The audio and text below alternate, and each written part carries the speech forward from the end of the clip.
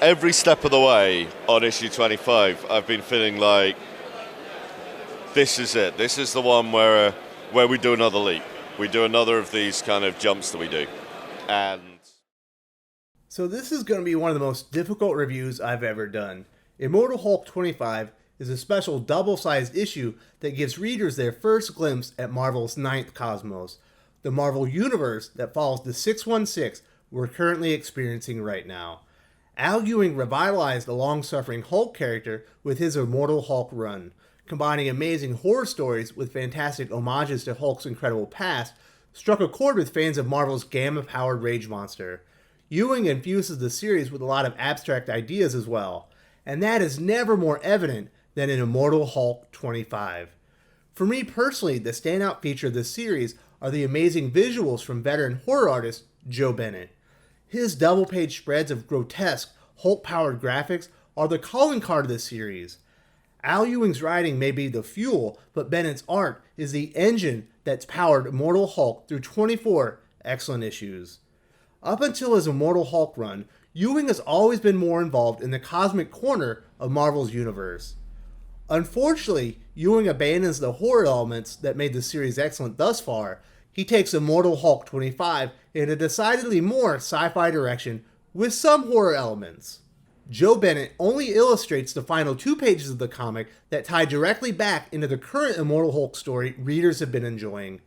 In his place, artist Herman Garcia illustrates a vast majority of the comic, and it doesn't look or feel anything like the series this milestone issue is supposed to celebrate. And I think that is the crux of the issue with this comic. The writing is pretty good, for the most part. There are a couple of narrative inconsistencies that stand out, but nothing too major.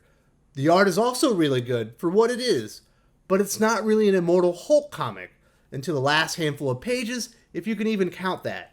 I describe this comic as far less than the sum of its parts. Despite quality writing and art, it's not really enjoyable to read. I didn't even find it entertaining. It was interesting in a few spots, I guess, but those fleeting moments didn't justify the page count, milestone status, or any of the time I invested reading it. If I didn't plan on reviewing it, I would have put Immortal Hulk 25 down after about 5 pages, and nothing anyone said could have made me crack it open again. I imagine this comic will be divisive, but I don't see it starting much conflict or debate. Most people who read this and didn't enjoy it aren't going to want to waste their time arguing about it.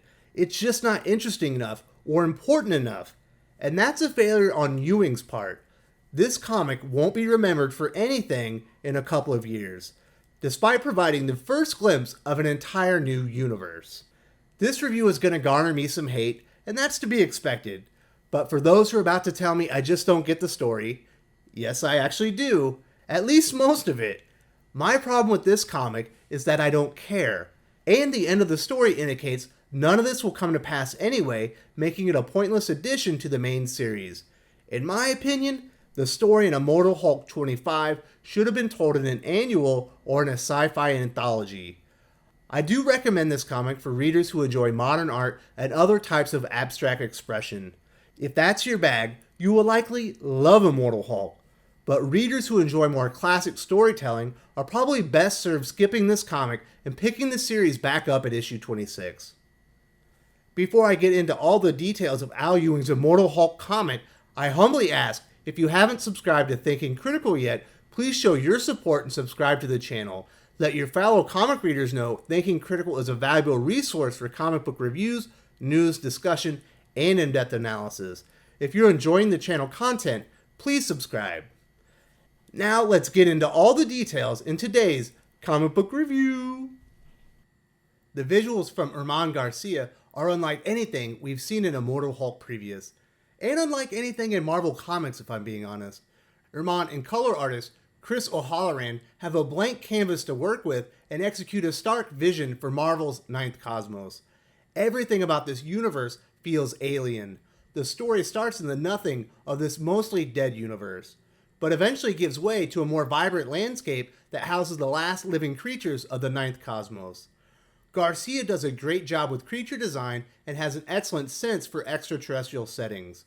Immortal Hulk 25 is filled with massive, double-page spreads depicting the ninth Marvel cosmos. As good as Garcia's pencils and designs are, O'Halloran is the real star of the show here. His color palette is excellent and breathes life into a decaying universe. We don't get to see Hulk until the second half of the story. He looks somewhat familiar, but he's grown exponentially in stature and power. When he comes upon the ship carrying the last sentient life, the vessel resembles an insect in comparison to the colossal scope and power of the Worldbreaker. While the majority of the visuals are more high-concept sci-fi, when Hulk arrives, we do get a bit of the gore series readers have come to love. Series regulars Joe Bennett and Rue Jose return for the last 2 pages that tie this plotline into the current Immortal Hulk story. As much as I enjoyed the sci-fi presentation of Herman Garcia and Chris O'Halloran, Bennett and Jose's horror graphics are still the money shot in this comic in my book. Herman Garcia and Chris O'Halloran do amazing work fleshing out the visual details of Marvel's ninth cosmos. The views of a universe void of life after being destroyed by the Worldbreaker are captivating to say the least. The creature designs are very well conceived and executed. I rate the art in Immortal Hulk 25 4.5 out of 5. Immortal Hulk 25 is a pretty thick comic book, and a vast majority of the story and characterization don't have much, if anything, to do with the current events in the series. I'm going to very briefly describe a bit of the plot and talk mostly about the events that actually pertain to Immortal Hulk. The ninth Marvel cosmos is almost fully void of life. The story centers on Par, an ultra-sentient asexual being who's in search of color in the nothing.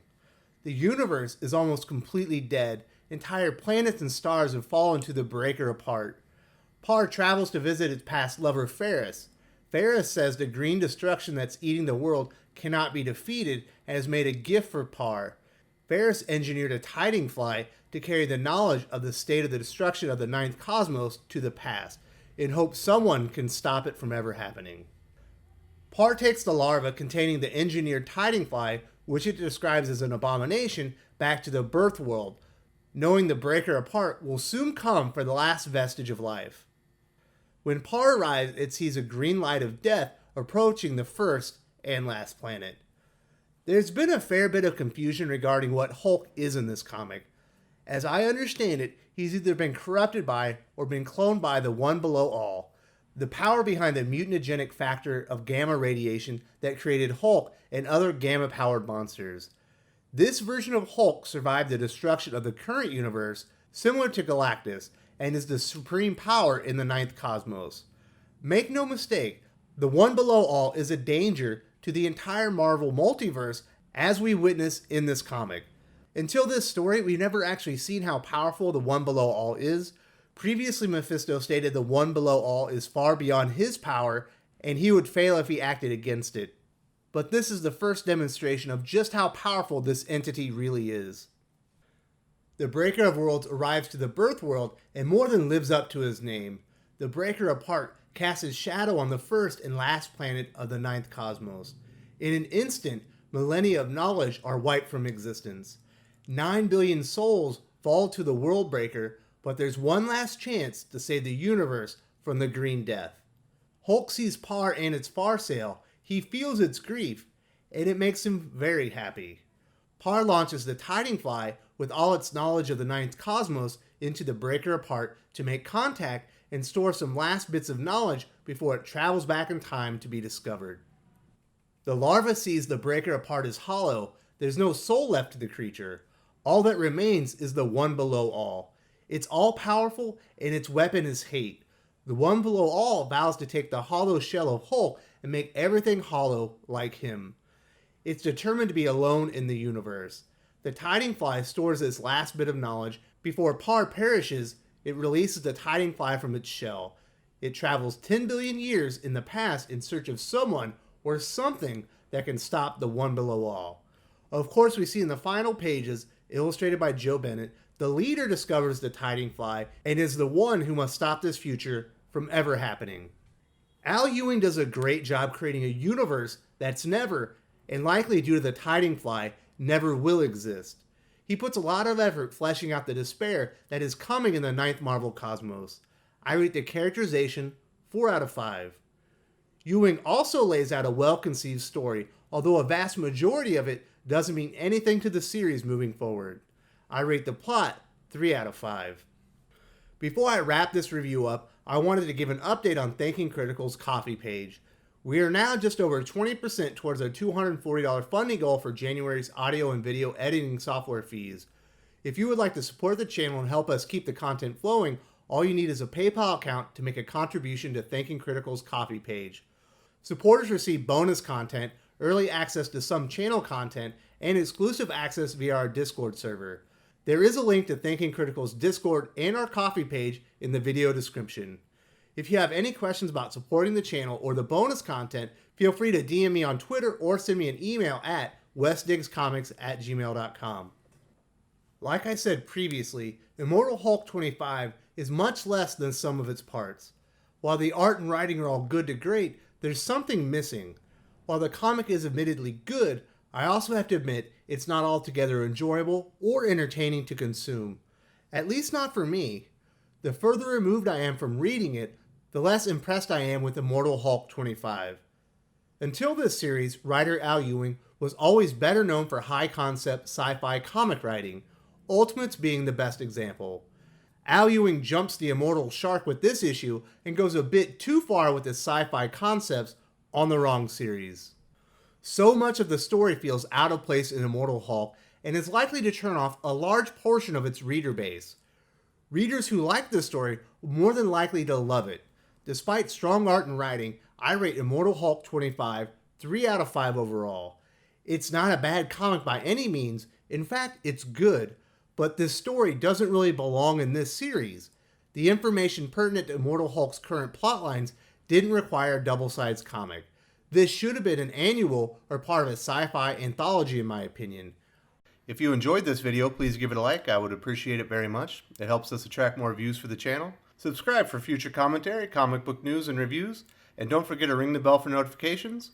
If you want to talk comics, movies, and much, much more, you can follow me on Twitter at Wes_from_TC.